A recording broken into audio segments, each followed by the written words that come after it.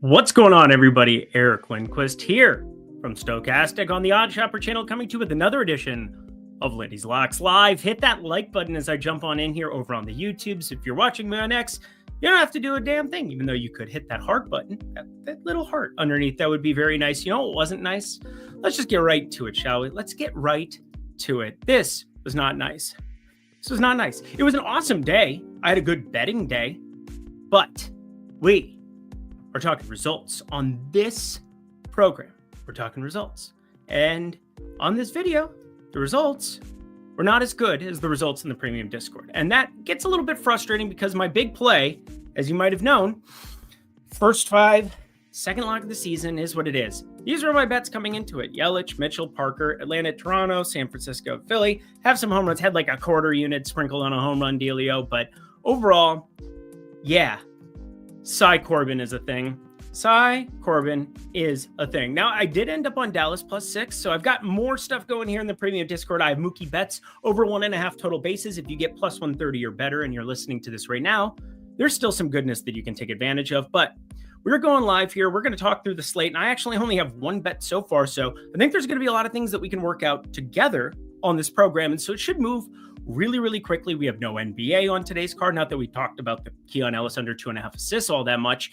Yeah, you could fire that up here too, considering that hasn't started. -115 is where we ended up playing it at. But as a recap, Corbin Carroll did not go yard today. He is still the chosen one. Everybody else on his team did. Tawa and Naylor again. And who else hit a home run? Somebody else there did too. Oh, Lourdes Gurriel. That's who it was.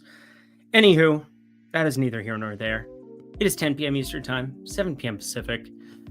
And the Angels' first five money line did not come through. Down just less than half of a unit. Again, tracking everything here for you from this program, talking you through the praises. And as you can see, Monday, Tuesday, Wednesday, there's nothing that's really jumping out to me on tomorrow's slate. So I'm going to talk you through it, and hopefully you can enjoy alongside me. And hopefully we can uncover some bets together like at the tail end of yesterday.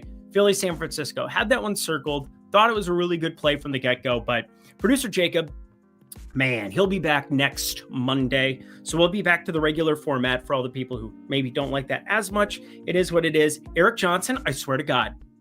I swear to God. I swear to God. Bro.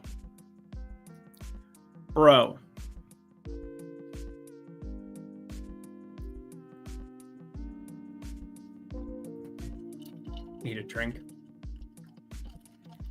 It's just coffee. I need late night coffee now because I'm working till infinity o'clock, but we are here. Obviously, not fun to not, that last five, if I can get that one through for a unit, it ends up being a really, really, really, really nice day. And again, really, really, really want to zig-a-zag. Yelich over 1.5 total bases, +130, easy cash. Mitchell hit a triple. That would have been fun for some alts, but didn't do that. Just played it straight like a normal person. And Mitchell Parker, 4.5 Ks. Pretty straightforward there. Atlanta, Toronto, first five, under 4.5. How free was that? San Francisco at Philly, over 7.5. How free was that? Everything was free until Cy frickin' Corbin. But we've now lamented that fact quite a bit. Yeah, everybody, we're ready to rock. We're ready to roll. Let's talk through some betting, shall we? And want to get this all inundated here. Again, if you are looking for something live right now, let's actually see where that number is. Because this is 5 minutes before the game starts. I got my bet stuff fired up. Just the total bases. Didn't end up going to the home run. I do want to see where his home run ended up landing at. 600, too short. We're going to stay away from it. Close from a market-based perspective to the true odds for what it's worth. Again, you're getting no vig, way too short in numbers. Never play it at pick six because they're just hemorrhaging you with vig. Don't do that. I did want to take a look at Marquez because this was a big number. I know, -145. A lot of vig going that direction. That did get bet down a little bit throughout the day. We'll get into some of the props that have dropped already. This one is very fascinating to me, and we'll talk through the strikeout rate of that. We'll talk through everything. But first, as we start, thank you to the guy who also put the thumbnails down underneath for the people. I know that everybody appreciated that. I don't know how to do that. I should probably learn how to do that. I know how to hit the live button. I know how to do spreadsheets and update my stuff. I know math. Sometimes. God. Frickin' Soriano. One inning. And also, friends don't let friends bet triple doubles of Josh Giddey at those numbers. What were you doing, people? What were you actually doing? Where did I tweet that out at? Inside of plus 250. Again, I had this like closer to plus 400. So please don't ever do that. Please stick to the rivers and the lakes that you're used to. Ooh, we got golf tomorrow. RBC Heritage. Generally just do my own golf betting in the shadows or just tail people in tails. Hey, that's a great idea. You should be doing that. And you know where you can do that? You could do it in the premium Discord where you could get all my plays where it was obviously a much better day than, obviously last Friday was a worse day for the Discord than what was on the video, even though it was a bad day for both. And then, well, this week's been profitable still, even though we didn't get the lock through there for the first 5. Unit tracking, as long as you're doing everything there correctly, doing it the way that I instruct you to, life is going to be just fine. We're up here nicely now to start off the MLB season. Some people even more because they've taken double parlays and somehow they just hit in pairs. It's like Noah's Ark. But if you guys want to sign up down below in the link, Lindy $5 for your first week. I want to make it attainable for you. I want you to be able to have direct access to me, ask me questions, and trust me, I'm betting all day long. I'm updating spreadsheets all day long. I'm projections. I'm checking the markets with Portfolio EV all the day long. Lindy 5, down at the link below. First week for $5, less than $1 a day. That's what I'm talking about. And hey, maybe you don't even want to deal with me. Portfolio V is how you can do that and get some really sharp bets. That is all a market-based perspective. Get 2 weeks free of it. Code LLL. That is Lindy's Locks Live. Down at the link below. Check it out. All right, let's get ourselves to some baseball analysis. And I'll be able to live sweat my Dallas +6 ticket, my Mookie Betts 1.5 total bases. Neither of those have started out yet, so I think you're in a good spot, friends. Let's actually get both of those pulled up on the screen so that I can check them out throughout this program. I'm just such a minimalist. I love ESPN to do this, and plus it looks nice at the top bar for me. Just symmetry. I'm a man of symmetry. Angels. I would like a Mike Trout or Jorge Soler home run. That would make me happy. Make me very happy. Let's get this Dodgers game up in the corner. Getting underway. Very curious to see. I didn't end up on anything with the game total or anything. This is my boy, though. I hope people know that he's my boy. I'm very much cheering for him because I think the stuff is electric, boogie, woogie, woogie. But I think he's also a pain in the ass and can walk everybody and have no idea how I'm supposed to go about it. So, anywho. Oh, I also just got off VSiN, so I'm going to retweet this from them because they're lovely people. My guys, Dustin Sweetelson, Patrick Maher, check them out over on VSiN. I think they're fantastic. Draft selection 3, 4, 5 for Ashton Genty. I think there's a lot of ways where he drops in there. Yes, I'm always finding bets, always looking for angles. Let's, not angle shoot like we're playing poker because that is cheating, but we are definitely always looking for our advantages. And we got this going. I am set. First game, right out of the gate. I don't know if you guys know, Corbin Carroll hits the ball really hard, and Max Meyer gave the guys fits for the most part in the early portions of that. Josh Naylor got an early shot off, which was useful Melody. Pavin Smith goes yard, Josh Naylor goes yard, Lourdes Gurriel goes yard, and Tim Tawa goes yard. 0.9 degree launch angle, and yet was inside of plus 1,000, and I don't even understand how any of that works, but yeah, somebody somewhere has a ticket. That's the answer. Somebody somewhere. It's kind of like on the internet. It's like you can think of it. A porn exists of it. Well, in this case, somebody hit a home run of it. What's up, Lindy? Hi from Scottsdale. What do you think about Mookie over 1.5 total bases tonight? It's plus 108. Okay, well, let's take a look at that because if you're tuning into this now, we only have baseball for tomorrow. So my life is as easy as possible tonight. We're going to find and uncover some bets together. I've got my model right here that I can update some numbers as we go. Already have a couple that are close, but I want to get more props. I think props have just been printing for me to start off this season. We ended up on that nice Mitchell Parker. I mean, that was free. 3 innings, done. Everything was free until it wasn't. Thanks, Angels. But Cy Corbin, what you gonna do? We're not touching Bobby Miller, obviously. That was never going to be the case. And let's see, total bases. Hopefully it's still sitting there because it's going to update here in a second. Please don't eliminate it. Okay. Plus 126 on DK still.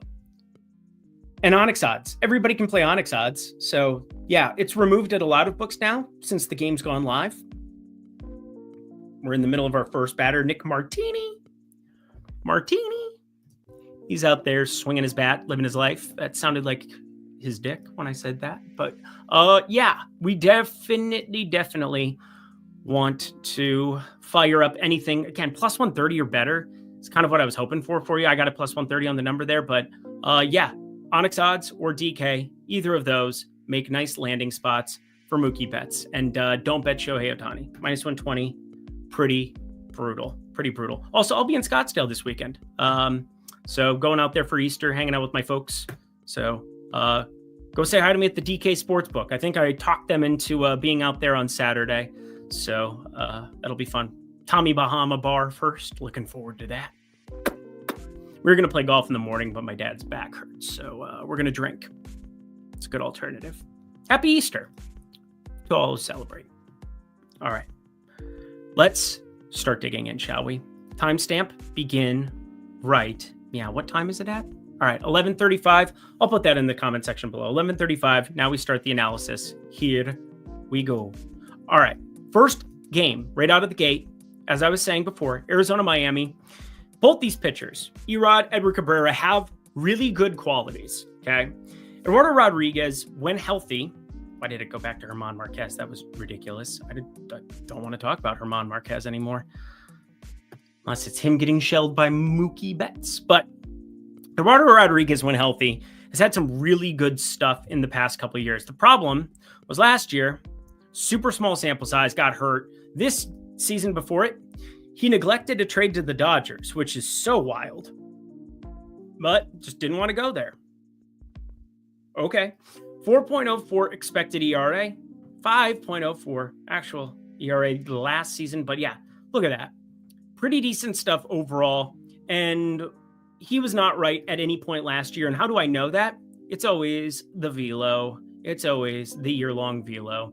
Because there's really no doubt that things were down. 91.1, a little bit of an issue there. We're back up a little bit of a tick. This might not seem like a lot, but a lot of his value is being a major league pitcher and having these other things that he does well. That is specifically going to be, oh, we're actually losing a little bit of the vertical movement. Okay.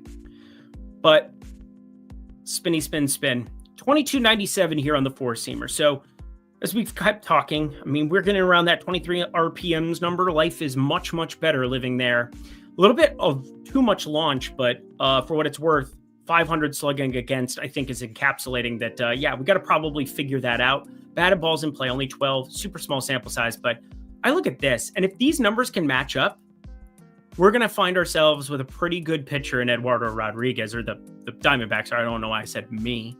I don't personally do it. I personally don't do it. We've got so much spin increase here. 2164 over the course, the four-seamer 2023. 2297, we are getting in hot. And more spin, generally good. You're going to see certain pitches like change-ups and then obviously knuckleball not spinning. That's the whole point. But like, we do want to have some levels to our pitching and see kind of exactly what we're dealing with. And I like seeing the velocity up pretty dynamically from a very effective season in 2023. I think that not that elevates his ceiling. He's only 32. I think 32. Is that all he is? Yeah, he's 32. There it is. But the more you work through the pitch mix from 2023, that dynamic season looks very auspiciously similar to what we've had so far this season in 2025. So I don't even think you need the side-by-side. He's a major league pitcher. He's been doing it for a long time at a very high level. Long time, very, very, very high level. Last year, hurt. We can just throw this out. And if you throw this season out, every other year in the big league level, south of a 4.31 expected ERA, and really good at eliminating hard contact. Really good. And we're back to that right from the get-go. So again, remove the small sample size of being hurt and realize that Eduardo Rodriguez is probably back up to his old tricks. So I like him quite a bit here in this spot, but the price isn't all that interesting to me. And that's the problem that I have. So it had to be looking in the first 5 market. Don't think, did somebody hit a home run? Tovar? No, I just somebody said Tovar down there. He's not even in the game. Tovar home run I like, or for tomorrow maybe. Are they playing tomorrow? I didn't think they were. They're off tomorrow. Unless I'm just crazy and I didn't pay attention to that close enough. Yeah, they don't play tomorrow. We get the cock back. An Owich. That'll be fun. Anyway, Edward Cabrera. Oh, Edward Cabrera. Said they both have their fascinating stuff. Eduardo Rodriguez, overall package of a pitcher, even without velocity, very good at understanding the art of it. This dude is unbelievable sometimes and absolutely abhorrent and terrible other times. It is so hard to know what you're going to get because the stuff is going to improve off 20.8%. We have a pretty good track record of him being a strikeout arm. We also have a good track record of him getting his face bashed in. So those are both things that can be true at the same time. One start against Washington isn't going to tell us a hell of a lot, but another home start, this time against Arizona, a lot more lefties here. Again, decent start to his season, but just one start, pitching on regular rest. So 11, like 5 days rest. Yeah, so he's going to be sitting pretty nicely here in this spot. And in that first outing, not qualified for 97. Again, you got to qualify, I suppose. But the four-seamer really tailed off here in this first outing because we now are throwing the slider more. We're throwing the sinker more. We're going to throw some other pitches more that might help be a better real-life pitcher. Again, it's only one outing, so let's not go crazy. But there are some things that are hopeful here. The changeup has always been pretty good. Good launch, more ground ball centric, sub 200 batting average against 214, by far his best offering and the one he's throwing the most. So 33.4% of the time going to the changeup. I also want to point out one thing. I'm not even sure how applicable you might think this is. Ooh, Farmer doubled. Oh my God. The dude has such tantalizing stuff. It's just unbelievable that he gets in his own way sometimes. Hasn't walked anybody yet. All right. But I want to point out one thing that was interesting in the Corbin Carroll at bat. Second at bat of the game. Max Meyer found a lot of success against Corbin Carroll today. I want to give him some props because I think he pitched really well. And sometimes, you can't just back the guy that's hot like that. I'm not a hot streaks guy. I'm simply a Corbin Carroll guy. And his prices are continued going to get shorter and shorter and shorter because if healthy, he is a problem for righties and lefties and everybody involved. So let's take a look at this game cast because play-by-play. I want to look at his second at bat. And this is what kind of helps. Again, this isn't extremely necessary if you're trying to model and do stuff on your own, but I do think having context to like what makes somebody successful is at least interesting. So top of the fourth, sweeper, changeup, sweeper, changeup. He led the game off with 2 fastballs.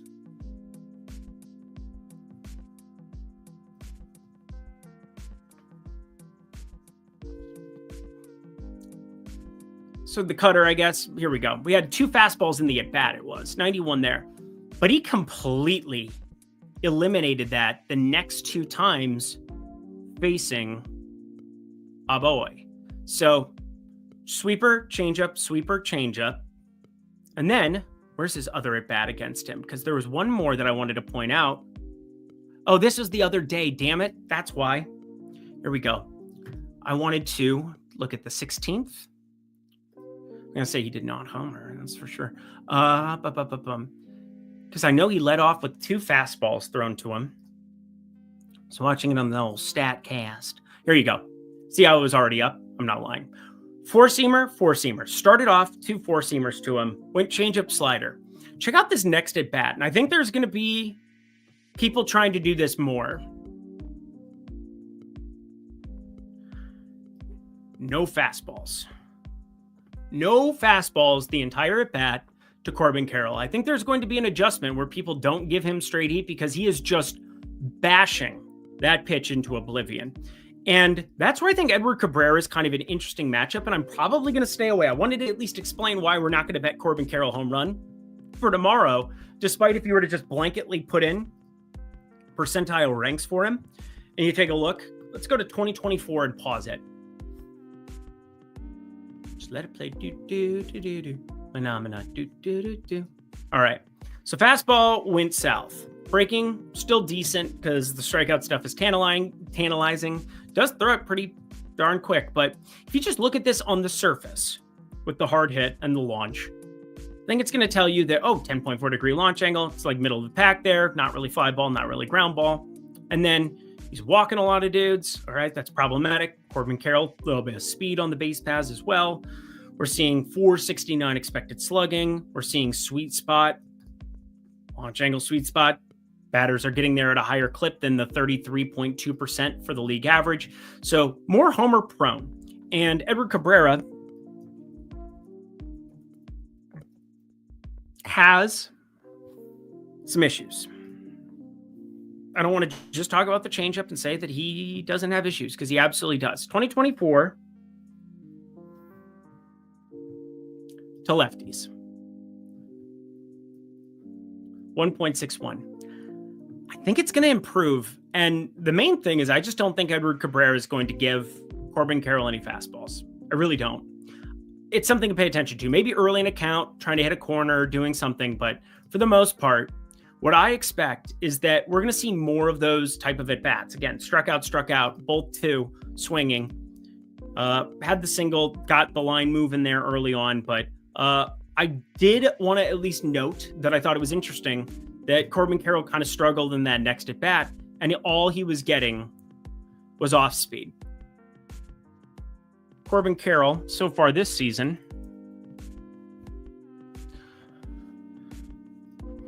is going to have to make a couple of different adjustments as things go up.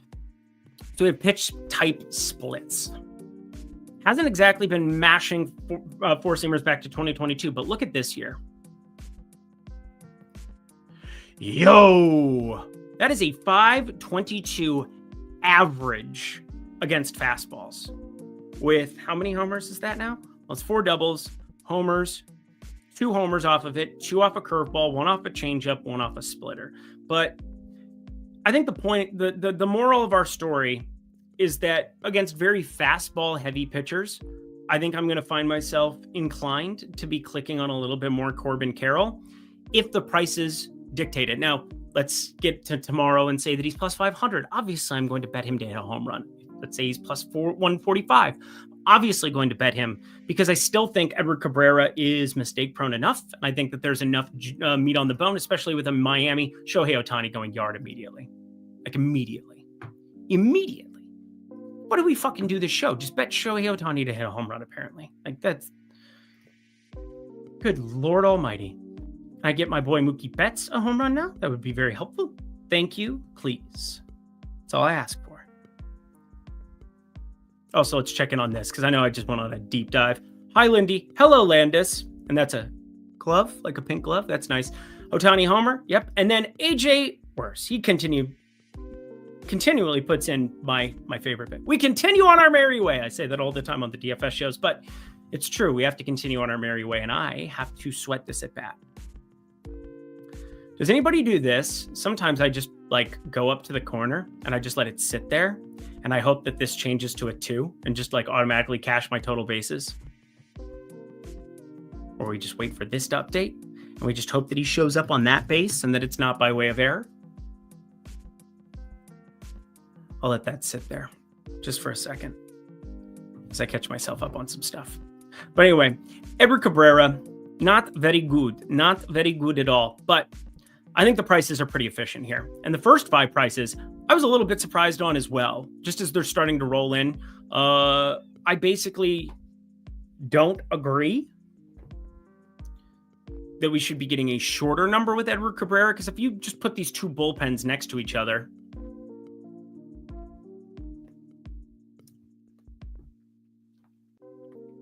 let's go pitching. And obviously this can be very loud, because obviously your 7, 8, 9 guys, if you're a team that's really, really bad, your bullpen's also going to look really, really bad. If you can't get to your 8, 9 guys, your setup guy, your closer, because everything can be shit. Sometimes it may be good. Oh, Freddie Freeman homer. Did we just skip over? Betts? Oh, great. Did I just box in Mookie? We're just going to go Ohtani homer, Freeman homer. Imagine playing a Nerfy in that game. Just imagine.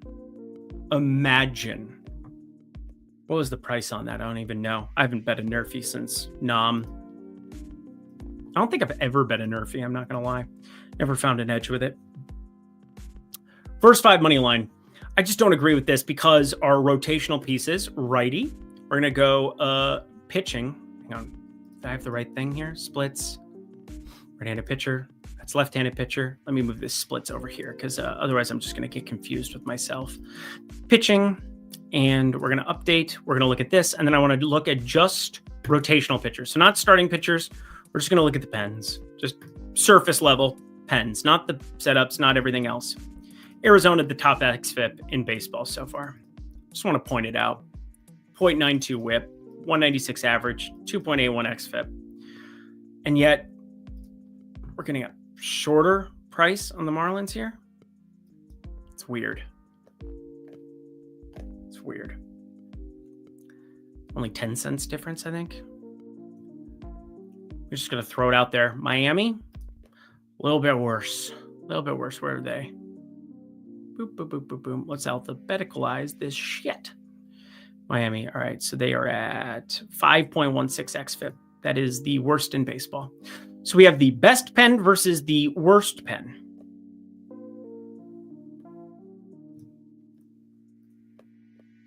There's a method to the madness, friends. It's not just me talking out of my anus, although sometimes it might seem as such.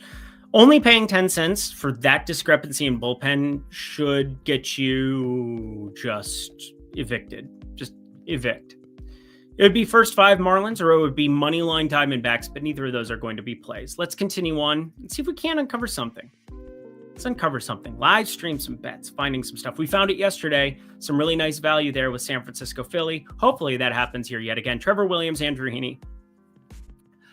I don't really like Trevor Williams, so this is strange to see some things that I actually do like with him.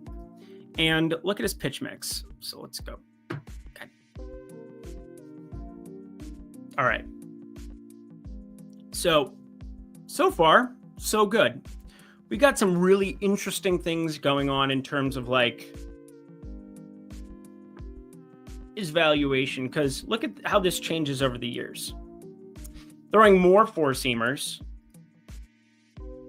getting that more to like a 50-50 split between the sweeper. Go back to 2023 where he really struggled there, throwing tons of fastballs. So the fastball has really started to wane out of his arsenal. Not that it's out. He's throwing it 28% of the time this season, but 87.5 miles per hour. No velo would be an understatement. So just want to point out that our boy Trevor Williams here still isn't all that good, but it's Pittsburgh on the other side. And Pittsburgh against righties so far this season. Let's get this out of here. I'm actually just going to X out of that. Let's move this split over here. And then I had the righties. I always have the righties pulled up right here. Third worst in baseball. WRC plus 101 ISO is not great either. 65 WRC plus. Nothing is all that appealing there. Ooh, this is a great question, actually. Who do you have winning the Heritage? You know who I really kind of like this week? Not anybody's really talking about it. One guy. There's one guy I really like this week. I think Tom Hoagie's in for a nice week. Let me find Tom Hoagie's price. Where did he go? I gotta build my lineups after this too. get some final bets down. But yeah, 6:55, nice morning wave here with everybody else. I think this golf course is going to play really nice for Tom Hoagie. It's just iron player paradise. Yeah, give me a long shot on Tom Hoagie. And then we can clip this or act like it never existed at the end of the day. Tout life. F you, Angels. Let's check in on the basketball here quick. Keon Ellis, how's he starting off? Oh, Carter hit a 3. That's fun. I almost bet his points. 1 assist. Damn it!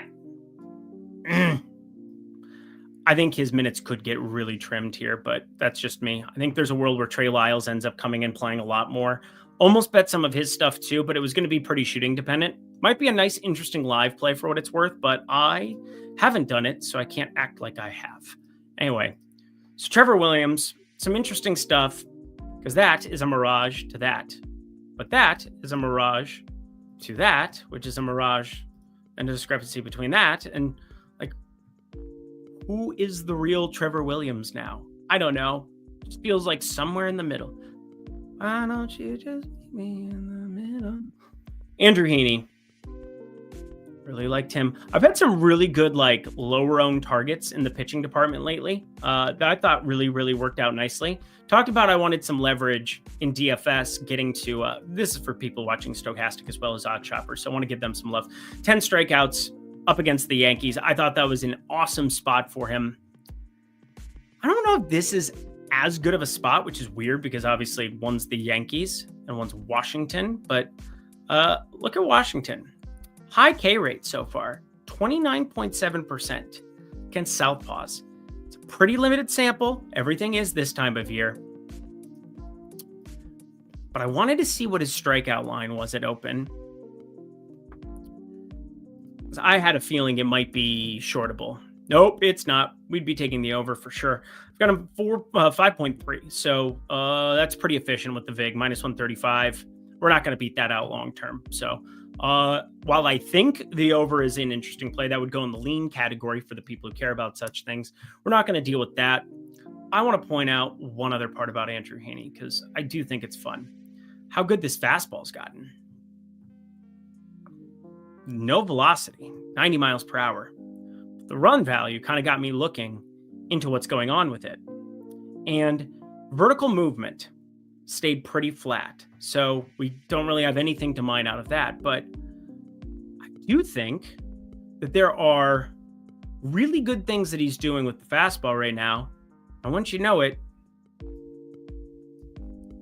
336 xWOBA still is a little bit higher than you might expect for a guy who's really finding success in this department. Again, the key is only 1 homer, no other extra base hits, and that is in 28 plate appearances. Loud sample size, because you go back a year, you get 1,000 damn pitches of the same thing, as opposed to 97 pitches to righties, 27 here. Yeah, you get almost, north of 1,400 pitches, but I think we're going to see some improvement on his game this time around. He will never have the strikeout stuff that we saw once upon a time, but everything else induces ground balls. 4-seamer changeups so far have carried the weight, even though he's given up fly balls. It's just such a good home ballpark. Such a good, solid, strong man ballpark to have there for a pitcher. And the conditions have gotten worse and worse and worse as the series has gone on. What happened to Anaheim, Brada? I don't know. They're just the worst. Just the worst. Just the worst. I don't know what to tell you. But yet again, and this is kind of the theme of the day, working through it. And I don't want to force anything for you here. We'll get a couple bets by the end of this. Don't worry. We'll get a couple of bets, some running stuff, but it's nice to have some of these marketplaces where you can trim the VIG a little bit. Your synthetic hold, only 6-cent gap there. It's really nice. Really nice. Anyway, not going that direction. My lean would be, both pitchers finding a little success, but we can't do anything to this game whatsoever. I'm not even going to throw something against the wall, but we broke down the starting pitchers a little bit for you. Let's go next where I think it starts to get a little bit more interesting. Whoa. Brian Wu. How good is he? Well, I've always thought he was good. He hit the ground running. Did it make sense not to live for fun? Your brain gets smart, but your head gets dumb. 2.72 expected ERA last year. He's just awesome. He doesn't walk anybody, so he's got a little bit of that Logan Gilbert in him. But he came from absolute obscurity, too, which I find to be the most impressive part of him. 6th rounder, Cal Poly, not known for their athletics, just throwing it out there. Unbelievable stuff. Unbelievable stuff. In fact, I think the main talking point of this one, splits.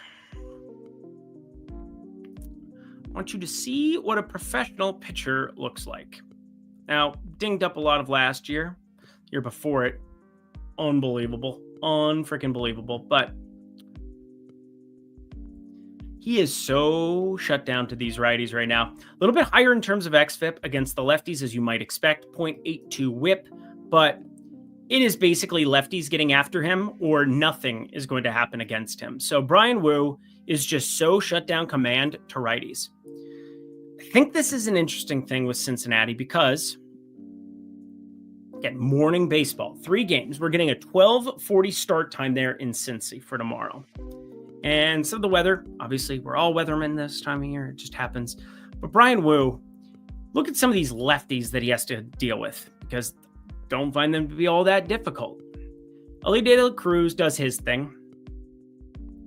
But I like Austin Hayes. I like Matt McClain. I don't really like Gavin Lux. Neither did the Dodgers. We'll see if he can get himself going because he was the chosen one promised, AAA Player of the Year a couple of years ago. Never really found his footing with the Dodgers, but, avoiding the yips is also important because you got to play the field there. We get TJ Friedel, not really all that appealing. Heimer Candelario, switch hitter. That's why it's got an S there. So, switch hitter. But you look at his splits, just horrible. Horrible.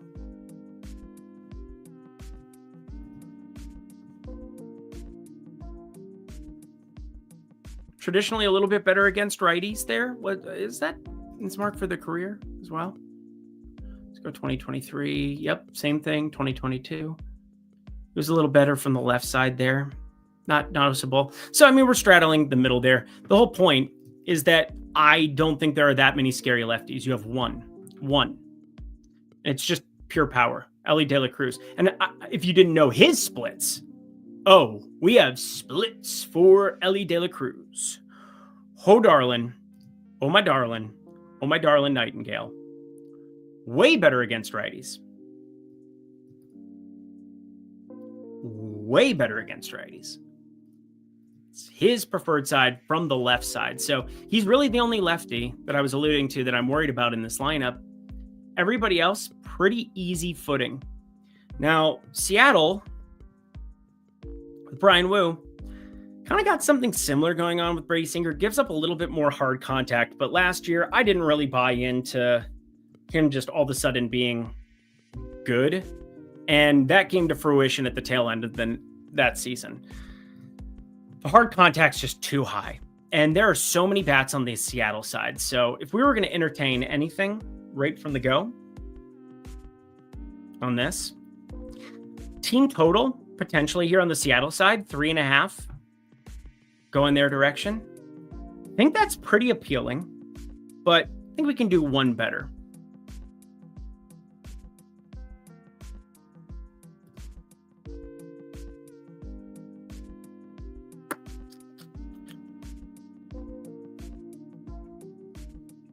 Put that over there too.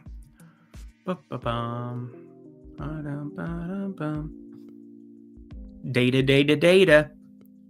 Seattle minus 125 is a great price to be jumping in at. So we're going to throw that one into the mix as a play for me here. I like Seattle minus 125. We're going to go the half unit there. Again, going to be very, very rare to get locks. And obviously we ran into Cy Corbin today. What are you going to do? What are you going to do? What are you going to do? I'm not going to cry about it, but I'm going to be pissed because that's the only thing that stopped this video from being profitable. Again, premium Discord was still very, very lit. It was very, very nice, but I just want the forward-facing goodness. I just want to win you all the bets. And Keon Ellis, please do not be on the floor when I turn this back on. It's very important to me. Yeah. Let's keep Trey Lyles and Devin Carter out there, please. And thank you. And Dallas, please only lose by 5. Or win. One of those two. Here we are. Here we are. So avoid Ellie De La Cruz disaster. First 5 money line. She in the sheet. We're getting this all updated.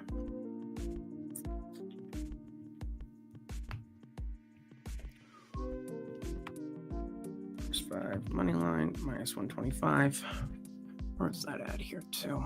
Make sure we get everything right here. Bet MGM. All right, I'm simply going to get these listed first, and then we will deal with it at the end. I'm just going to write them in and make sure that I get my money down like the clown that I try not to be. Okay. What the fuck? Huh?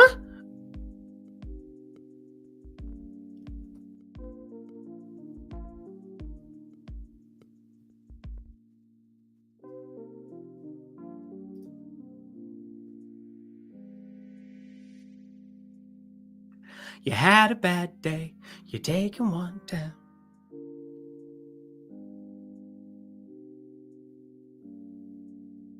Dodgers might be good at baseball.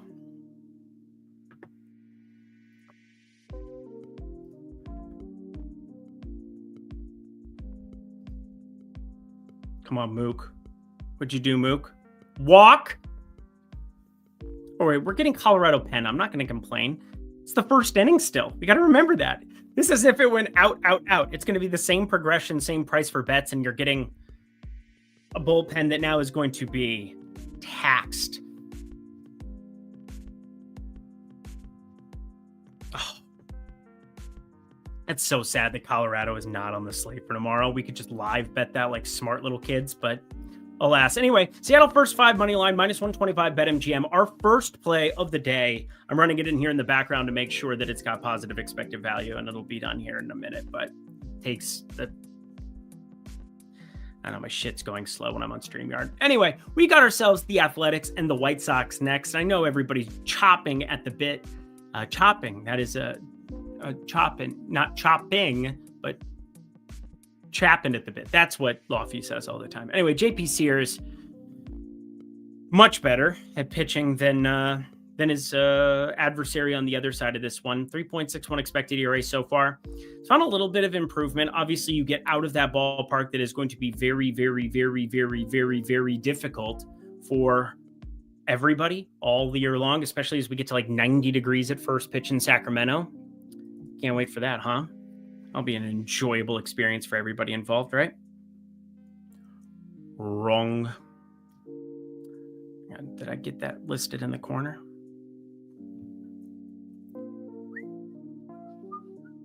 There it went. All right. So I'm just literally going to zoom it in this way and make sure that I get it over on the spreadsheet for you so that you can see it. And then we can zoom in on things and make sure that it's continuing on our merry way. I need producer Jacob back in the worst way, in the absolute worst way. And I think some people over there that don't like long videos do too, because you don't want to see how the sausage is made. You want to eat the sausage? Question mark? All right.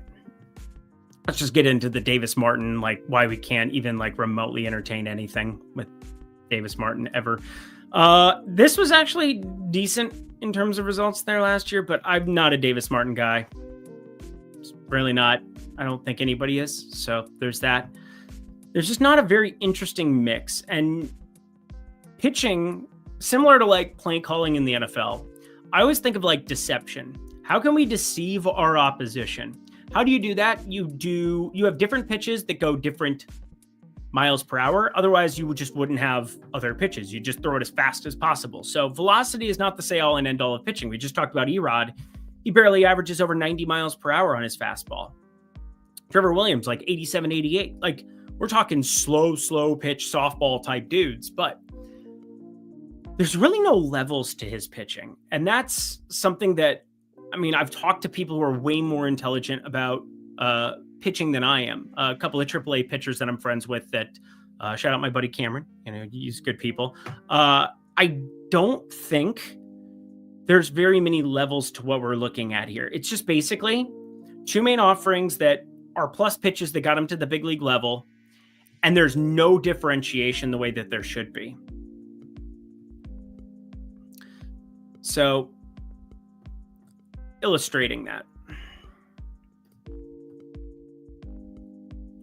I need to take this too. I need to download this while we are on this page. Thank you. All right. Got that picked out. Good. All right. Back to it. So anyway, Davis Martin rolling, expected WOBA. Much higher than you would want. Look at this. Tail end of last year. Put some decent starts together. But this happens all the time with pitchers that people become more familiar with. The book comes out on you. And now teams know what to do with you. And your expected WOBA is too damn high to be a major league pitcher.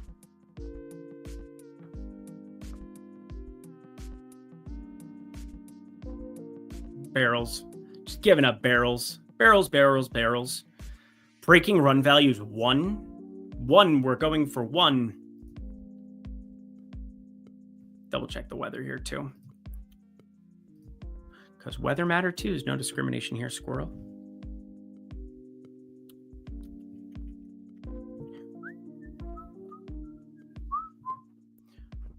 Are the Dodgers still at the plate? No. Good Lord Almighty. I swear to God, if I don't cash Mookie Betts 2 bags, I quit. This guy, this fellow, that's not a name.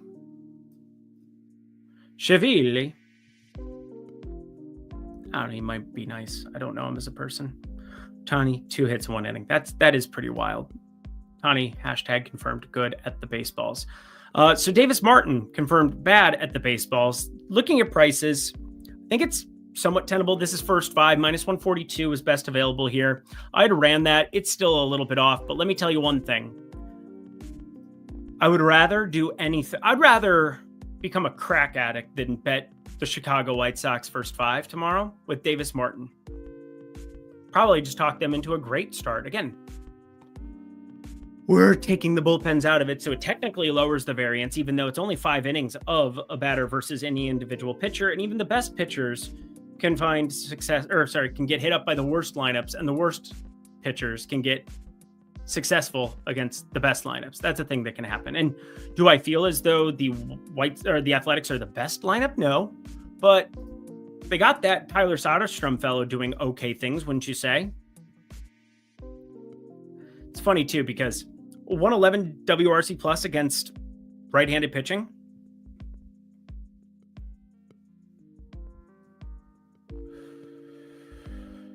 But I want to do one thing. Yeah, let's go to the individual player for it. Versus righties, because I got to assume he's one of the highest WRC plus guys. For sure, we could just go to standard and group by home runs. 346 average, that seems good. Woba's got to be up there too. Soderstrom, 259 WRC plus against righties, 294 BABIP. It's pretty flat in that regard. 41 ISO is it? I know it sounds crazy because that's a huge number and he's got a 1.260 OPS, but I just expected him to have like a nuclear Corbin Carroll 614 ISO. Anyway, let's back that up twice. Back that ass up. Use a fine motherfucker. Back that ass up. All right, back to the team thing. That's righties. This is lefties.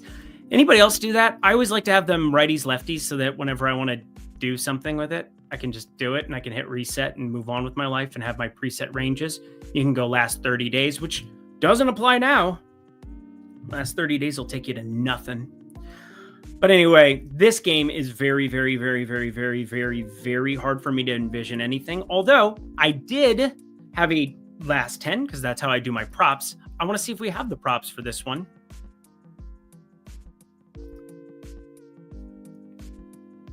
I will be out of here in 75 minutes today, or I quit.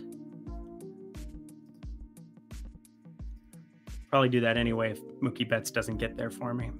Yep. No props yet. So we're still waiting on that. The guy I was going to throw out there was Lawrence Butler to score a run. I think that that's an interesting thing to be paying attention to for tomorrow. We've seen routinely some interesting numbers for him with Davis Martin up there with that White Sox bullpen. I think it's pretty advantageous. So at least wanted to throw out there. Let's go to teams that I'm happy with. And up next, I think that is the Phillies game. Yep. Christopher Sanchez, 4 kids, and he's got to take all of that ass to showbiz. Okay, get your kids. Christopher Sanchez, ground ball extraordinaire. That is the way that he lives. Big boy still pushing big bills. That was a combo song. That was a remix, actually. But getting some whiff on the changeup slider here, but sinker that sinks. That is the main thing that you got to be paying attention to. Got to make sure the sinker is sinking because launch angle, very, very important because he falls into the category of guys, not quite like a Framber Valdez, where you really see that hard hit get up, but it's extreme ground ball. But still, 2.4 degree launch angle last season was awesome. And this is why you can get away with this. Max exit velocity. Teams really, like when they would barrel it, they would really barrel it. But I think that has to do more with, I mean, this is his first big league season, and we saw this be his calling card. A little too high for my liking at the moment there, but I think it's going to calibrate pretty well here. 37.5% hard hit, decent. Strikeout stuff. Again, that's what's interesting to me. I think it has more to do with the matchups early on. Colorado, as good as the Dodgers are, they're going to strike out. As good as the Cardinals are, they're going to strike out. Up against southpaws for each. Dodgers, 24.6%, so just above league average there. Colorado, obviously, they're top sixth in baseball against lefties, 27.1%, and Philly, 25.8%. So all above average strikeout match, or sorry, not Philly, it's St. Louis that we needed to look at, and they're lower, 22.6%. But yeah, if you saw those spots, 9 strikeouts against the Dodgers, 7 against the Rockies, and then just the 3 against St. Louis. That's going to be more of who he is going forward. Please tell me we have Christopher Sanchez on top. Already halfway on the Bobby ladder. If only 9 and 10 were available. Really? Is he doing it? He's doing it. Mother of God. He's already at 48 pitches, which is pretty high up there. But I'm just happy for him. I'm so happy. Do you know how many times I bet his strikeout props last year and lost money with that dum-dum? The answer is a lot. And then he got sent back to the shadow realm, as he should have with his results. But this was an obviously soft place to land. Really smart managing, I think, by the Dodgers. I think they probably circled this one and said, you know what? Let's build his confidence up in our ballpark against a bad team. I think that's really smart managing of a young player who has obvious stuff. His stuff is so obvious. But yeah, just hasn't put it together at the big league level.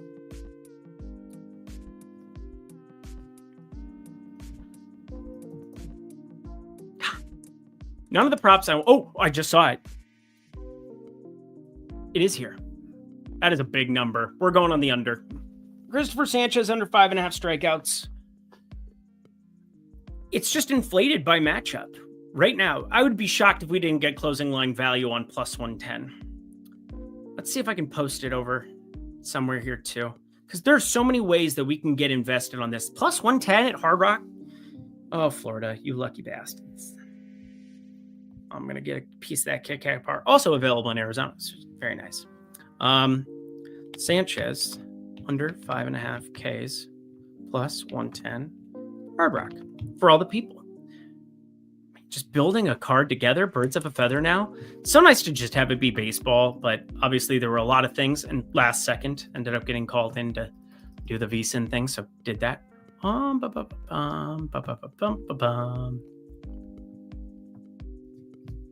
Anyway, shout out everybody there. Ella's still at 1 assist. Foul out of the damn game. Foul out of the damn game, and then we're going to have a profitable day. We are either going to have a profitable day with Keon Ellis getting under 2.5 assists, or we're going to have a not profitable day. Can you believe that Keon Ellis under 2.5 is there? Also, Dallas. Let's go! Dallas +6. It's going to be a profitable day for me no matter what, but I'm just saying that I want this video to be profitable every day of the week. I do. That's what I want for us. I care about making you money. If you don't know that by now, I don't know what to tell you. And everybody coming into the comments, you're down 20 units on MLB. That is impossible because they're half unit plays. And also, we're up on the MLB season because I keep track of everything. People just want to talk and have importance, and I get it. It is what it is. I want to be important too, but to my wife and dog, and really don't care about anybody else. And I also want to make money. Here you go. So these are the ones that we are getting down. So we're going to work through this as we keep going. So this is going to be a zoom in at the end so that you can see exactly what we're dealing with the card. Going to be, I'll bet it first. If you're watching this, you get the chance to have the best number. I will take the worst number as long as you bet it right now, because I'm going to bet it by the end of this program. All right, running that in the background, and we are going to continue on our merry way. What home runs do we have here so far? I hope Dallas wins by 15. That would make me so damn happy. Oh my God. We got all the Pittsburgh. We got all the Cincy. We got Philly. San Francisco there. Oh, okay. This is what we're talking about. This is the good shit. We got Baltimore in. Baltimore, and we got Tampa, which I think is going to be very fascinating as well. Why do you ask? Well, here we go. All right. I'm going to run this in the background while I talk at least about Jordan Hicks, because Jordan Hicks is a tough one for me to get a grasp on. Talked about it many times over the course of the last 2 years. He was in St. Louis. He was one of the better bullpen arms that existed. He throws the ball hard. But when you're a starter, you can't keep the same velocity or your arm's going to fall off. Your efficiency is going to fall off. Bad things are going to occur. And the vertical movement stayed pretty similar. The sinker has actually come down quite a bit. That's a little bit scary. A little bit scary on the sinker. But let's go to more seasons here. Because obviously 4-seamer 95, it's way up in the velo yet again this season. Back closer to this. But he's like the glaring example of what happens when you go from bullpen arm in St. Louis, 100 miles per hour, 99.4 miles per hour, 99.2 miles per hour, 101.1 miles per hour, 100.5 to being a lengthened out starter. Now, it's nice to see the velo up a little bit from last year, because the results on this pitch were bad. He was a gas can, and it helps that you pitch in San Francisco, although, we go into the... I understand this game is not in San Francisco for what it's worth, but I just want to point out home road splits. Oracle Park, 96. So the third best in terms of run creation, and what we're looking at, 92. Yeah. So we're talking really low in the run department, but look at doubles and triples. Triples, I think it's the best ballpark, or it was once upon a time. Okay. 5th. Coors Field makes sense. Chase Field makes sense. Tons of room. Kauffman Stadium, interesting. Tigers, Comerica, tons of space. Oracle Park will play up in terms of the old triple department. Homers way down. Doubles way down. Neutral, singles. Interesting stuff overall. The whole point of this being, it's a great pitcher's park. It's really, really, really, really, really good pitcher's park. And that creates major problems when you get out of that ballpark. And we have Jordan Hicks with his lovely velo taking on this Philadelphia team. Better xFIPs than you might expect. but away.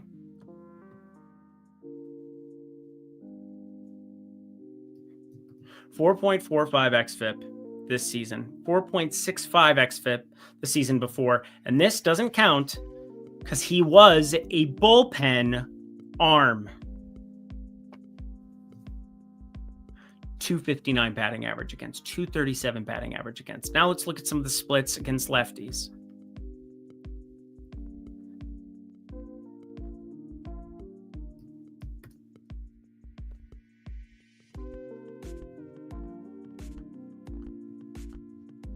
Guys, home runs, home run special.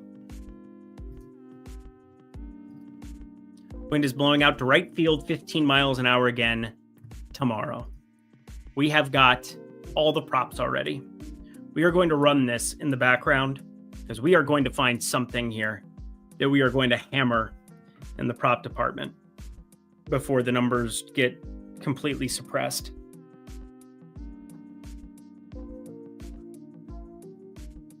Who's the worst coach ever for DFS? Josh Gillum?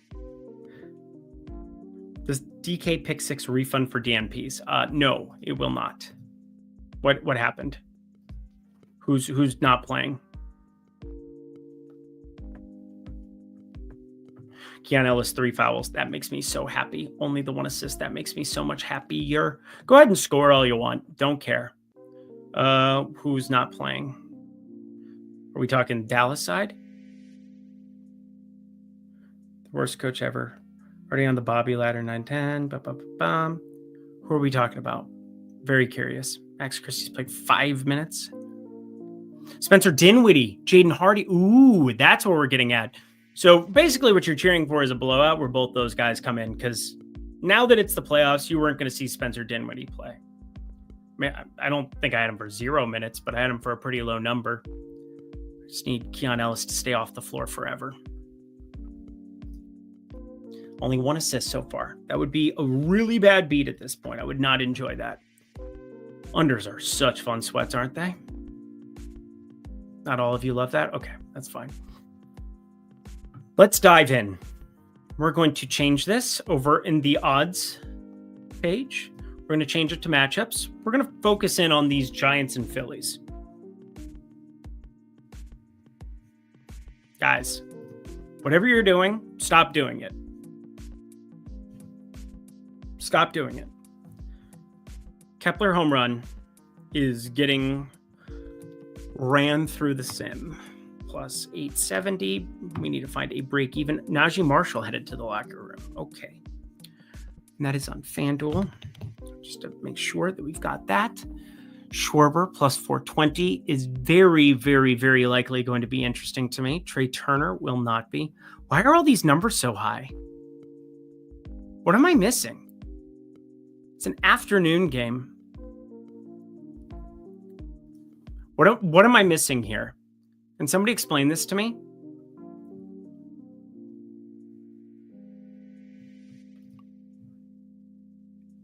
So away versus lefties so far this season, 5.37 xFIP, 6.37 xFIP, 2.18 whip last year against left-handed bats, 20.7% walk rate. What are we even doing, Jordan Hicks? What are we actually doing? All right, let's look at the versus lefties again. 1.69 home runs per 9 so far. One pretty good at suppression there to some extent. 5.30 xFIP. I'm going to run the total bases too. Let me grab the total bases. I think this is going to be a fun one. I kind of just know when things are going to end up grading out somewhat well because, well, I'm putting the inputs in just because you're using, yeah, it doesn't mean jack diddly squat. I'm just a little surprised we're getting these numbers. Aren't you? Should have bet Bryce Harper to home run again today. That's my fault. Sorry, fam. Never again. Plus 140. What am I actually missing here? Why is Jordan Hicks getting so much respect? Hang on. I just had my buddy DM me. Is Kyle Schwarber correct? You must be watching and not. Okay, what do you want me? Okay, you're obviously watching me, so I'm just going to talk to you through the screen as though this is like, what's that movie with Matthew McConaughey where it's that I didn't like as much?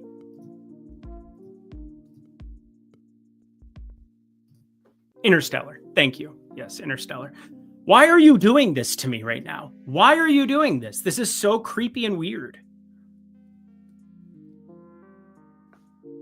Picks are stinky. What do you mean? They're not stinky. What are you talking about? What are you actually fucking talking about, you idiot? Profitable yesterday, or on Monday. Profitable on Tuesday. Was way more profitable in the premium Discord on each. And this one, we're going to be profitable if Keon Ellis goes over. You are an idiot.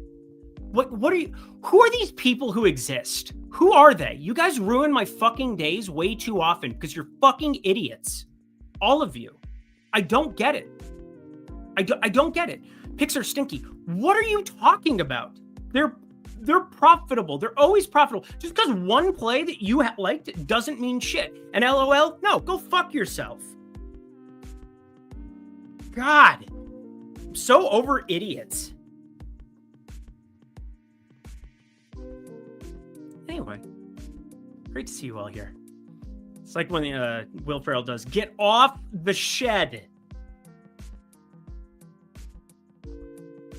Just don't say things that are blatantly wrong. They don't stink. What am I supposed to do? I'm forward facing, working through process today, doing everything face up, that you know what? Whatever. I'm done today. We're gonna rock it. I have a ton of interest in doing a bunch of stuff against Hicks. Cleveland and Baltimore. We got ourselves Tanner Bybee. Sagano is not good so far. Tamayuki Sagano. And Sagano, I'll walk you through this super quick because, he's one of the more interesting watches purely because we have all of these Japanese league goodness stuff to look at. Was good at stopping the whole home run fly ball thing. It's going away at the big league level. And this is what's so hard is 35 years old, never pitched in the majors, coming from Tokyo. And all of a sudden we have no idea what to make of any of this because this is really good. But you know what else happens? Major league hitting happens. And it's such a drastic, ridiculous spot to be looking at. He is so targetable right now if this continues. Now, the problem is that he also gets the opportunity to adjust. He's 35. Obviously, he doesn't overpower anybody. That is very, very clear to us.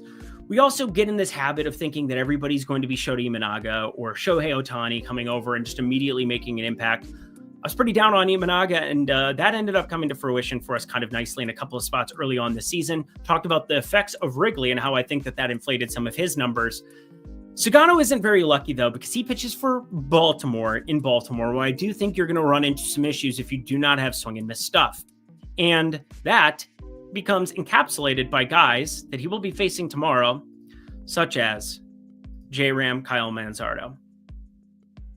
Even Nolan Jones, Angel Martinez, although a little bit interesting. We'll continue to accumulate some sample size on Christmas. I think that was the nickname from last year. Anyway, Carlos Santana never strikes out, so never really going to run into him there. Stephen Kwan never really strikes out. J-Ram never really strikes out. Joe Kenzie, there we go. There's Christmas. John Kenzie Noel. The first Noel. Bo Naylor from the left side. He caught today. We'll see if he catches tomorrow. Kyle Manzardo, 508 expected slugging, going to be a basher of the peoples. So, you know what? I actually respect this comment because this is the real shit that I'm talking about. This is the good stuff. You know what? This is the good stuff. It's okay. I like your picks most of the time. Fair. I like my picks most of the time, too. Most of the time they win. There are other times that they lose. If only people didn't judge off one day. The last 2 years have been crazy. It's been a really good run. We've had a really, really nice run, and the real ones understand that. Even today, I would say this would have a chance to be a sinking ship on this program. And it didn't, because these were no sweat. Corbin Carroll, don't regret that. He's continued to make money for the families. And then Keon Ellis, if he hits, this is profitable. And if he doesn't hit, you know what you lost? A unit tailing me today. A unit. 1.01 units will be the number. Negative 0.58. That's what it would be. Come on, Keon Ellis. Just take a nap. Go ahead and take a nap. That'd be cool. Or just foul out. Totally a grand slam. What is going on in Dodger Stadium? Oh, Miller. He has 6 strikeouts with it, too. I knew this game was going to be crack cocaine. This is just crack cocaine. Just imagine that we had Colorado first 5 the way we did 2 days ago. I mean, 2 days ago was just completely stone dead. Today would be fascinating to watch. We stayed away. I mean, Miller is just so feast and famine, and that is like the epitome of feast and famine. But it's all famine right now for Sagano. Maybe he makes some adjustments. Maybe some things change. But his average spin, it's up on the four-seamer relative to some of the other guys that we've broken down.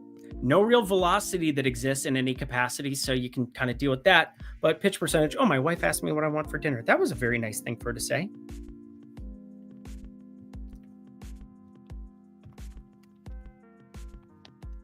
Mickey Moniak home run. What is going on? Oh my God. What's the total? What?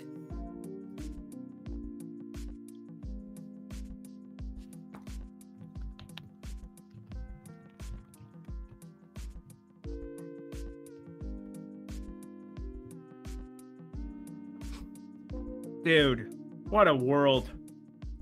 What a life, what a world. I'm in love. Hello, Dallas Mavericks.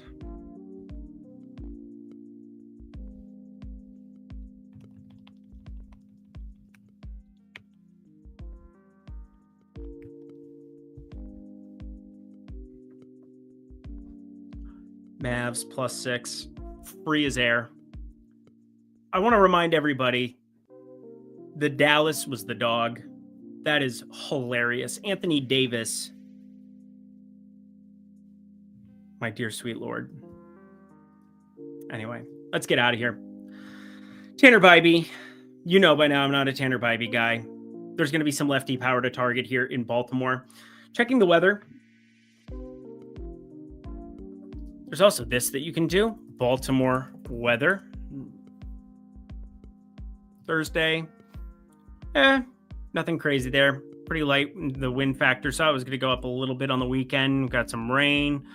Getting a little bit of heat in there. But pretty cool day on Thursday there in old Baltimore. But I think both targetable pitchers. And again, I haven't ran the numbers on this one, so I'm not going to even worry about it at the moment. Let's go to the next one. There's going to be something there that I promise you. I very highly doubt that I'm going to be able to walk out of that without some exposure. Maybe even Steven Kwan just bags 2 hits, those kind of free things. Michael Lorenzen, Reese Olson, 2 pitchers that just woof. Michael Lorenzen, he's been everywhere, man. In the AL Central, it would seem. Reese Olson on the other side. Is he ever just going to get consistency down? Is he ever going to figure out consistency? Because this got better, and now we're back to this shit. We're back to this shit. This was awesome. This is not very awesome. That is very not awesome. I just don't know what to make of him, ever. Because it's just like, one day I like him, one day I don't. Reese Olson.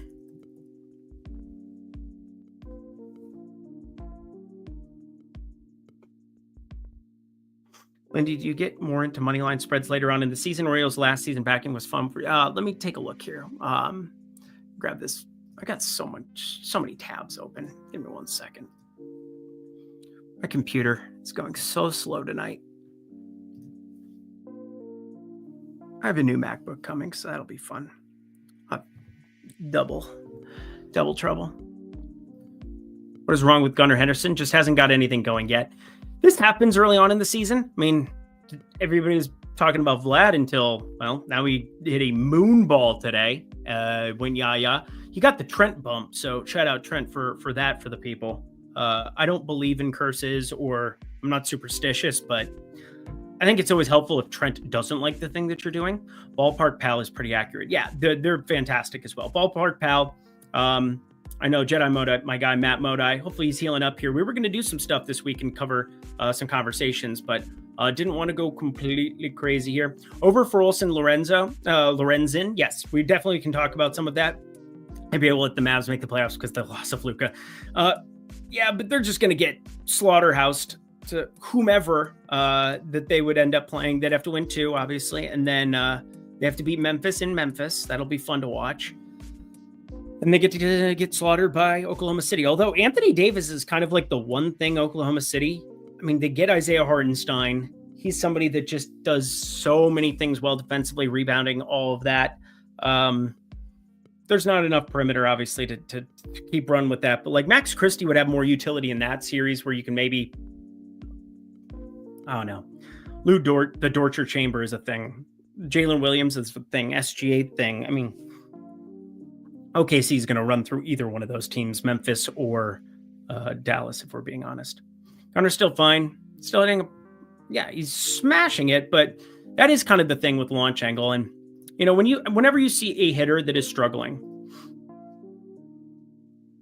actually, let's go over to Fangraphs for this, because I want to point out his BABIP. So what's always nice about looking through things on Fangraphs is you do get the league average underneath for context. Gives you an idea of where they're at. Now, he's actually had a pretty high BABIP this season. Where is it? So when he's getting the ball in play, things are happening. 375 BABIP is well above average. But that is your issue. Last couple of years, no real strikeouts. Really nice job. Again, it's still above average to some extent, or like close to league average. 24.2 there. 22.7. This is like where he's projected at. He is 13% higher than where he should be. 105 ISO. So it's not really doing a lot when he gets it in play, and he's also striking out a metric ton, not getting on base. Got to get on base. Got to keep people accountable. 73 WRC plus. He also is coming off injury. He's also only had 39 plate attempts. I'm sure if we were to look into this 719 plate attempt sample size, we could find 39 plate attempts that just went wrong for somebody. And we could say, hey, he's so-and-so is cold. So-and-so is not hitting well. This is why sample size is so important. He was an 8 WAR guy.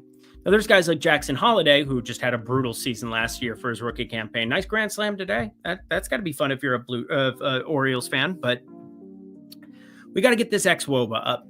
If he can get the xWOBA up, if he can get himself some free passes, just seeing the ball better, life will be just fine. He's Gunnar Henderson. I'm not worried about him whatsoever at the moment.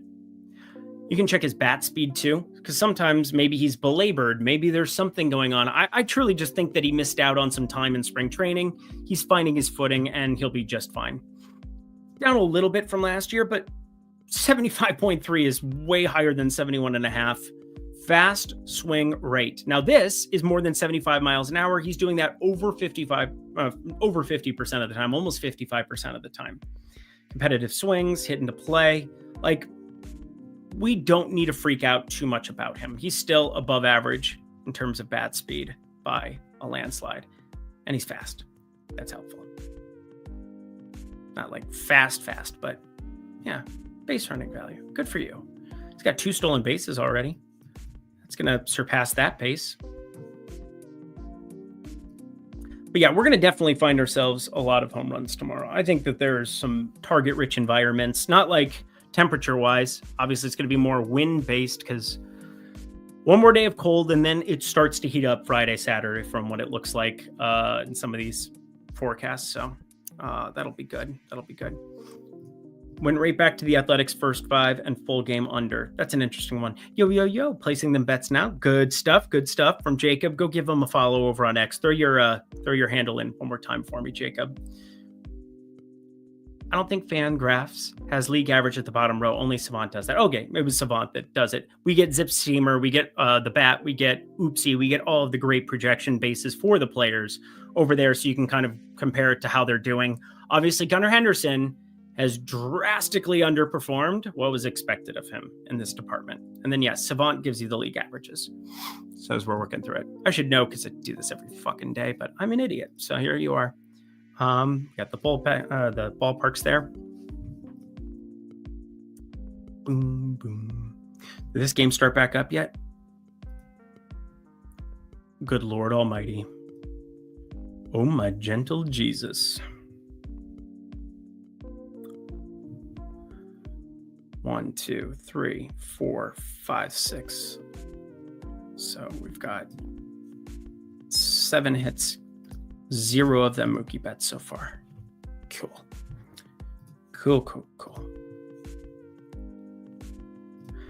Sports Side Jacob, my guy, does some great breakdowns. Check him out. Finally, bottom of the third coming up. Can't imagine being at that game. I'd be asleep at the moment. Actually, no, you wouldn't because it's 13 runs. But I'm saying that you'd know that you're not getting out of that ballpark till 11 o'clock. Traffic, not exactly ideal up at the old Dodger Stadium. But what else we have to cover here? I got the Kepler home run in. It's good. Going to be pretty light night before today. Unless there's something here that we can find. Warren and Bradley and Warren. Yankees going to this little tiny ballpark. However, Will Warren, far more targetable, did do this. We got after Taj Bradley in a correct fashion. Formed against the Rangers. Still had some strikeouts, a couple of free passes. Yeah, there's just a lot going on. A lot going on with Taj Bradley. I can't believe 2 years ago. I mean, maybe it was a service thing. I never really cared about those rules because it doesn't apply to me. I care about next day projecting out the players. But I guess from a talking head perspective, I should know how some of the how they finagle their way towards restricting certain guys from AAA and the control a team has over a player. But Taj Bradley, vertical movement on the curveball down. Down. Great Blink-182 song. Down. We have got so many things with Taj Bradley. Little bit of a velocity downtick. Little bit of a movement downtick. Bit of a movement downtick. Launch angle, though, starting to get that down, which was good until now we're back up. And we got the Yankees coming to town. And they have a lot of like no doubter power guys where you don't want to be a fly ball pitcher with some of these guys. I think we know who they are at this point. They don't all have torpedoes on their bats. But Ben Rice coming alive, friends. Remember when he got super hot and then just died off at the tail end of last year? Those were good times. Trent Grisham is better than Juan Soto at the moment. Explain that to me. Austin Wells, good Lord, from the left side. Cody Bellinger. So we're going to get 1, 2, 3, 4 lefties here with Aaron Judge at the top. Volpe is doing inconceivable things. Paul Goldschmidt, Jazz Chisholm. I mean, this is just a tough spot for Taj Bradley in this ballpark. And don't know what to do. Oh, Betts is on deck. Ohtani struck out. Okay. Oh, God, they got Banda coming in already? Wow. Desperate times.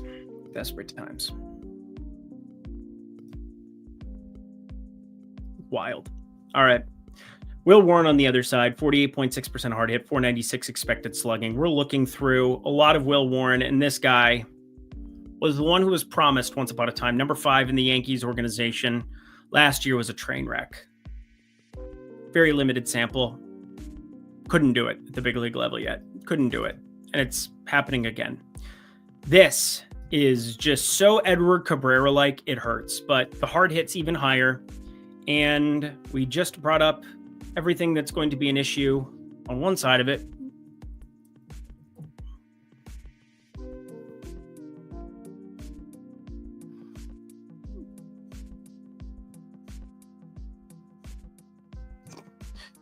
He has a 212 BABIP, and yet, I mean, 3.71 xFIP. Man, tale of two stories, really. Looks as though the stuff is better than what it's been here of late. That's better in terms of results. So this is where expected numbers go to die, I suppose. 10.32 ERA. 431 BABIP is a problem. Truth is in the middle. 296. Zips and steamer. Zips, steamer. Good frickin' Lord Almighty. Let's look at some of his minor league stuff. So if you look over at minor leagues right there, we've got 3.71 xFIP. Again, is that just one start? If we go to the game log. 3. Okay, so he's had 3 starts. They're bringing him up for it. 14 innings pitched. Strikeout stuff's been down a little bit there. So, cool. Preseason projections. Interesting. Yeah, man, no idea what to make of this. No idea what to make of this guy. First start at the big league level this year. Rockies making a comeback. Are they starting to go against Banda Panda? Lefty extraordinaire. Oh, they're still letting Martini up there. They're just going to rock with it. Lean with it, rock with it. Left on left. These bullpens are going to be taxed. Bobby Miller. Oh, that was as feast or famine as what you are ever going to run into. All right, they just started the second half there. I want to go and watch this. So we got that. Will Warren. Not much anything. We're going to target hitters there too. Griffin Canning. Almost bet this immediately. Almost bet this. We ended up shorting him the other day.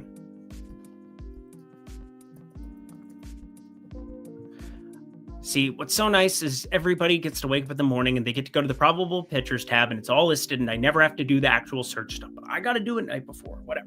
4.13 xFIP, 5.30 expected ERA. Nothing really all that good there, but alluded to it. Big fan of just always, who have you played here recently? Who can we maybe extract some information from to see exactly where you are? Because Athletics, I thought it was an egregiously high 4.5 number against them in Oakland. And sure enough, catch that. Now, I think it opened 4.5 again because I saw it come through before this program. So I know it's there.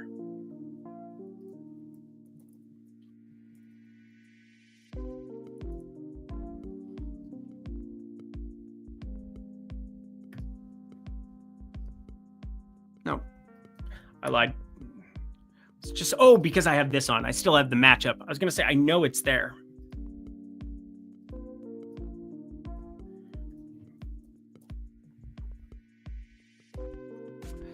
Oh boy. 4.5, right? Yeah, there we go.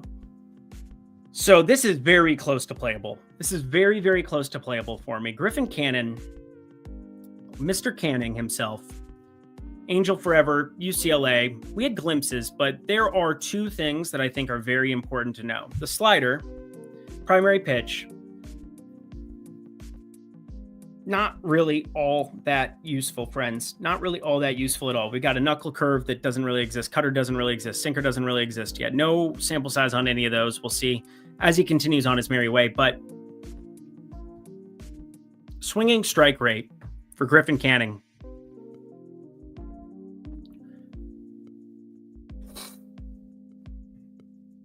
Ground ball percentage. Up a little bit, but this is going to have negative regression towards it too. Home runs are just always at a level that I just don't really... It's not good. He is very, very homer prone. But now the strikeout stuff, it's not all that tantalizing.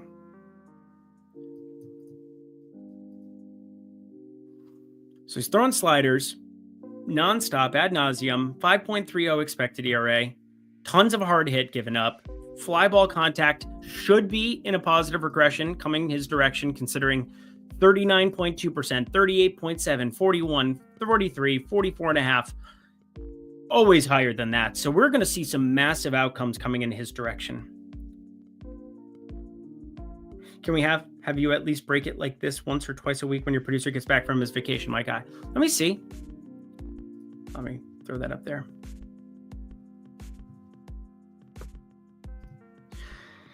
Does everybody else feel that way? Hit the like button if you could. If you want me to break it down like not a clown, that'd be good. This will lead off in the 4th. Yeah, we'll be paying attention to that. Rockies making a comeback. Yeah, but if you guys really enjoy this, and we're obviously talking through the process, stuff that I would be doing just here by myself anyway, into the wee hours. I try to work harder than everybody else. That is what I try to pride myself in, because hard work generally means I'm going to make more money. And props on the Corbin Carroll home run. Not today. Yesterday it was fun. Today, not so good. Quarter unit gone. Henderson, no hits today, should be due tomorrow. Yeah, I think Gunnar Henderson's going to be just fine. Late start to his season, he'll be just fine. If the bat speed were way down, if there was something else, he's just not seeing the pitching well yet. He'll warm up, he'll be just fine. All right.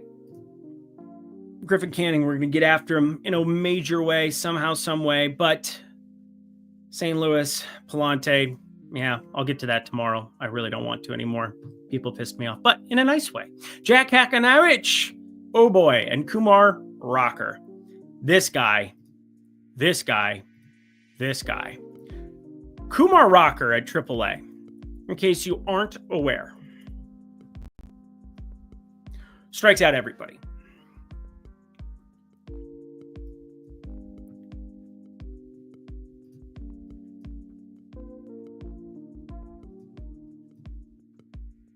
Absurd. So why, oh why, can we not do it now? Is it yip, or is it the fact that he played Cincinnati in Cincinnati? We know that can go. Oh. Is it the fact that he played Tampa with some power in his home park? Then he goes into Seattle. And this is the one that worries me, guys.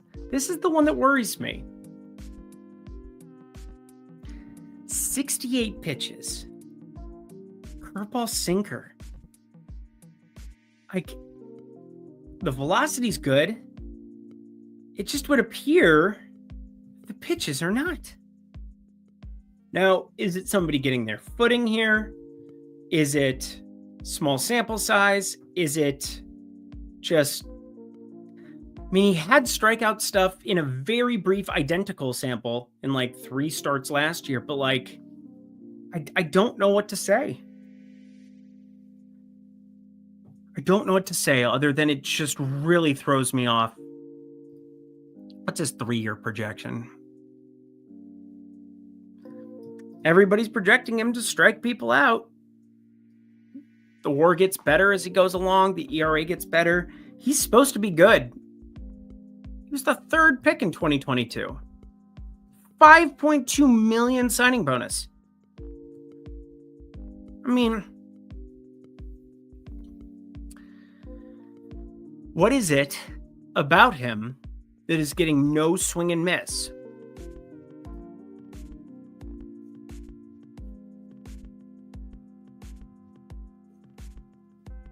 I don't quite get it. Curveball, throwing that less. Fastball, throwing way less. Slider, sinker, throwing way more. So obviously this is a choice. So let's look at the sinker.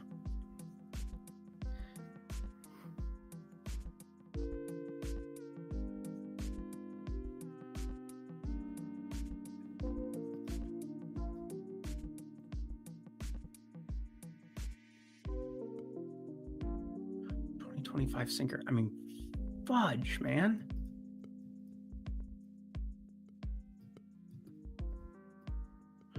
Throwing a sinker way more. Why do they want him throwing that pitch way more?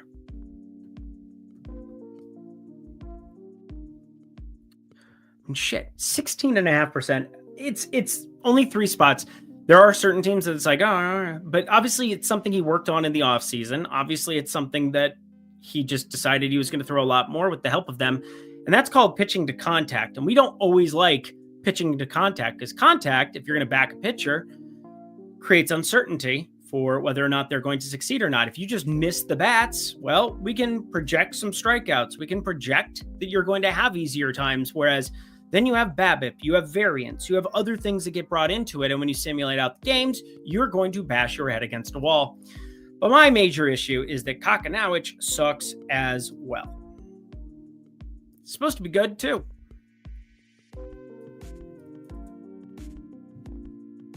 Supposed to be good. Nice little signing bonus. Put that in your pocket. And don't give it back. Some of these guys on the slate today, man. We're going to have lots of ways to get after them. Lots of ways to get after them. I'm going to give you guys a big card on Friday, too. Not to make up for it. It's just that I didn't want to have too much here because we have early morning baseball. And I'm probably going to post a bunch of stuff in the morning that we can go through, target some spots, have ourselves a little bit of fun. Slow-mo and Trey Lyles remind me a little bit of each other. Yeah, they do kind of have similar games to what they do. Is Keon Ellis off the floor again? Make me so happy. 4 fouls, 1 assist. Let's go.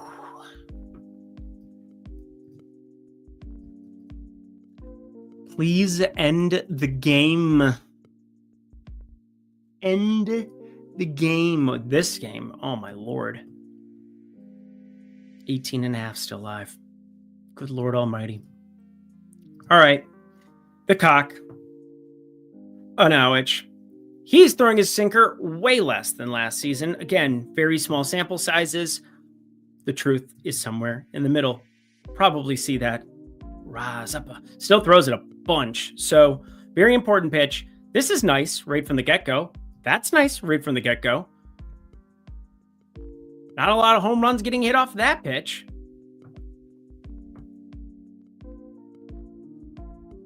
Four-seamer getting whiff. It's up there a little bit. Let's look at his stuff plus. I want to see the sinker. So, all right. 99.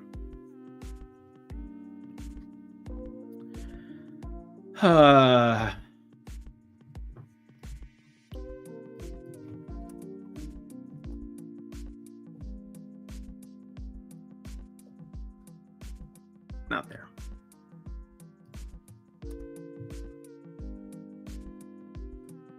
Very interesting. Portfolio would be rocking in the free world. Not listed there. All right, friends. No props for him at the moment. No props in that game. We're going to get ourselves the heck up out of here. Pretty small card here on the day. I'll make it all look fancy and stuff, but it's going to be 0.63. Got to make sure I get these in. 0.5, 0.25. Pretty standard. So here's your start for Thursday. Tilted. Very tilted. This week's been tilting. So pretty limited at the moment. Obviously, Premium Discord's going to get everything. They're going to get all the plays and all the things thrown in. If you guys want to jump in, I try to make it as accessible as possible. If you don't think that I know what I'm doing, that is just fine. I don't care, but would love to see you there. Lindy 5, you can come troll me for a week for $5. That seems fun. I don't want to go completely nuts with that. But anywho, $5 down at the link below for Lindy and friends. And once more, for the people in the back, Portfolio EV, LLL. You sign up for that. Take advantage. Would love to see you guys all there. But to recap, we got Seattle first 5 money line, -125 BetMGM. No NBA to go through here for tonight, although hopefully you got the Keon Ellis play. I think we're going to end up profitable when it's all said and done. I think we're going to, famous last words, fingers crossed, on this video. That'd be 3 consecutive days, at least in the green. It's not much, but it's honest work. Sanchez under 5.5 Ks, +110 over at Hard Rock. That's best available. And then Kepler. Yes.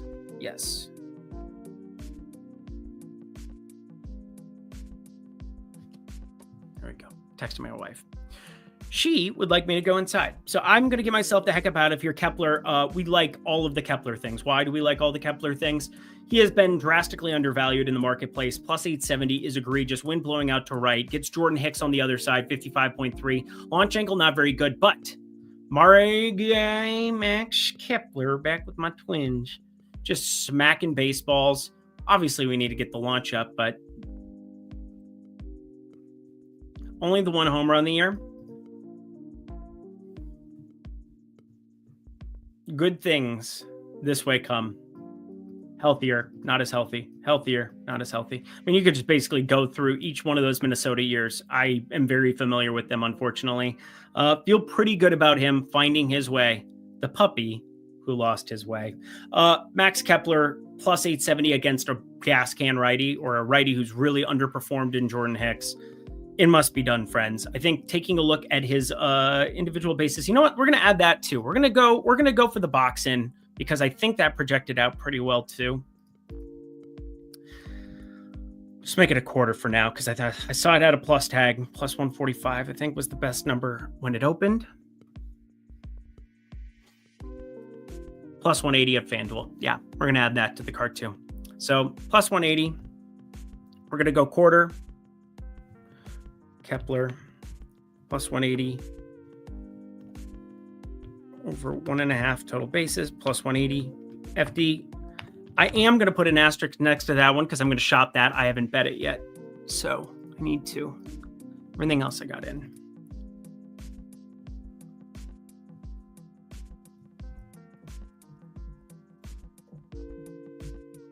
Asterisk. I'm going to shop that afterwards. This one's in already, so can't do anything about that. That's in, that's in, that's in. We are going to fire that up, and we are going to get ourselves the heck up out of here. I'll have this uploaded into the nice spreadsheet like I've done for everything else there. But Monday, profitable, just a quarter. Almost like square peg, square hole. Don't know how it ends up being a 1 unit number on the exact, but here, let's get Keon Ellis through, and that will be positive yet again, 0.5. Even though it's only 0.07 units, it's still not losing money. And that is the name of the game, is making us green, making that sheet in the bottom right corner, the total green on a day in, day out basis. But that's going to do it for me. Anything else that I missed in chat here? I like Sanchez over Case. I think that's an interesting one. The strikeout stuff's been up there. He needs better lunch angles. I like lunch angles, like a ham sandwich. And then lastly, I like Hicks unders. Yeah, Hicks is going to die probably. Lindy the man, I get goat signs. That makes me happy. Go Keon Ellis under. Yes, big time. Go Kepler as well. But yes, that is going to do it for us today, friends. Hit that like button. We are going to add all of that together. What is that? 0.51, 1.63 units that we are going to have risked here when it's all said and done. I'm putting at least 0.25, but it's going to be 0.25 for tracking no matter what. Not going to increase it to 0.5 and then react to whether or not it hit or not. I think that that's absolute bullshit, but it's playable at plus 180 on FanDuel as it is right now. Check that play out. 2 with Kepler. I think all of the lefties here in Philly, very interesting against Jordan Hicks, and Jordan Hicks unders. Yes, we are very much going to like it, but that does it for tonight. Another Lindy's Locks Live, and hey, stuck the landing. It's under an hour and 45 minutes to get for place. Hopefully the process is something that you enjoy doing with me. I do it every single day, every single Sunday through Thursday. You can find me sitting here at my desk going through baseball numbers and uploading spreadsheets and running simulations because I try to get you the best information I possibly can. And my screen does not look as pretty as Josh Engelman's. He has the coolest screens, the coolest screen shares. Give him some love over on Stochastic for, I don't think there's an NBA strategy show tomorrow morning, but Fridays, he'll definitely have that going for the 2 games, the Eastern Conference, Western Conference spots for the right to play the 1 seeds and probably die. Much better to be an Eastern Conference 1 seed against Cavs than it is to be a Western Conference 1 seed against the Thunder. #math. But we'll see everybody again tomorrow. Best of luck in the MLB streets.